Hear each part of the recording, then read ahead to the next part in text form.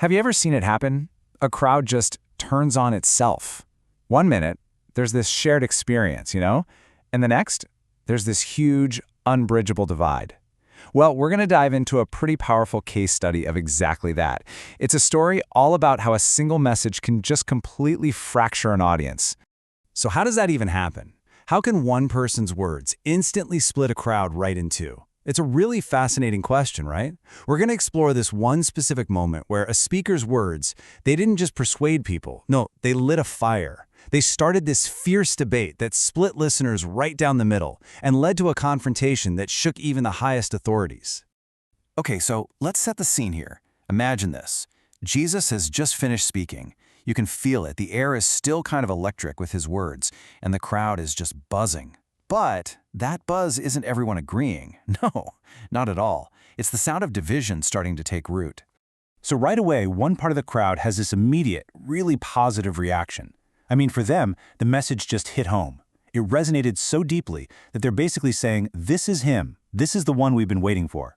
They're looking at him and seeing either the great prophet or maybe even the Messiah himself, the Christ. But just as quickly as that belief starts to form, so does the doubt. A simple but really powerful countercurrent starts moving through the crowd.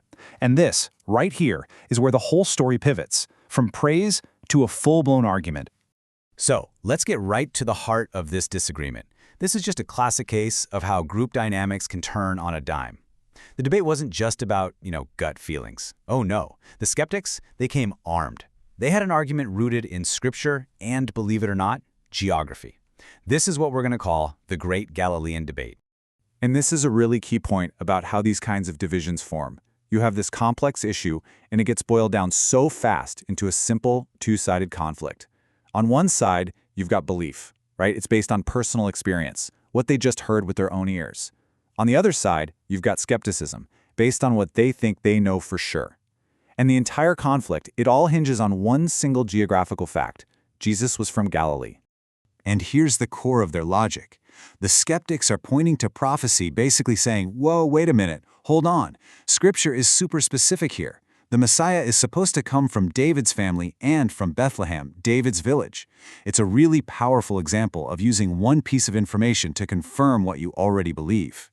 In their minds, the fact that he was from Galilee, that was an immediate deal breaker. So this whole debate, it doesn't lead to some kind of mutual understanding, not even close. Instead, the text literally says a division occurred because of him. And this just shows you how quickly a war of words can get out of hand. The tension got so high that some people in that crowd actually wanted him arrested. They wanted to silence the very source of their disagreement. Okay, so now the conflict escalates. It's moving from the street to the state. The guards, who we assume were sent to arrest Jesus, they come back to their bosses, the chief priests and Pharisees, the ruling council. And they're empty-handed. They completely failed in their mission. And you can just hear the tone in this question, can't you? Why did you not bring him? The authorities are clearly frustrated. They gave a direct order, and their own guards just came back without him. They want an explanation, and they want it now. And this next part, it's just a stunning moment.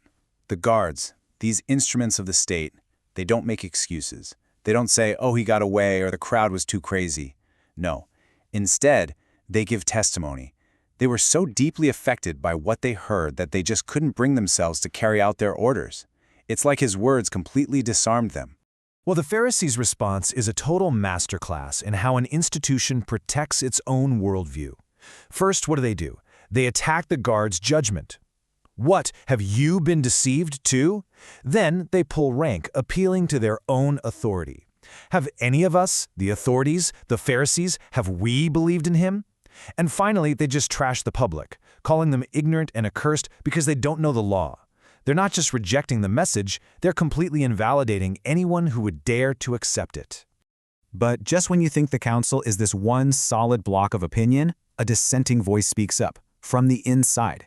Nicodemus, who's a Pharisee himself, he actually steps forward to challenge the group's rush to judgment. And let me tell you, this was a brave and a very risky move. And Nicodemus's tactic here is just brilliant. He doesn't get into the weeds arguing about prophecy or geography. Nope, he brings them back to their own rules. And here's the big takeaway, right?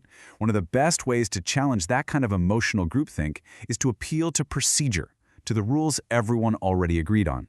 He's basically using their own law against their own prejudice. But look at how they react. Do they answer his legal point? Of course not. And this is such a critical insight. When you can't win an argument based on facts, what do? You often make it personal. And that's exactly what they do.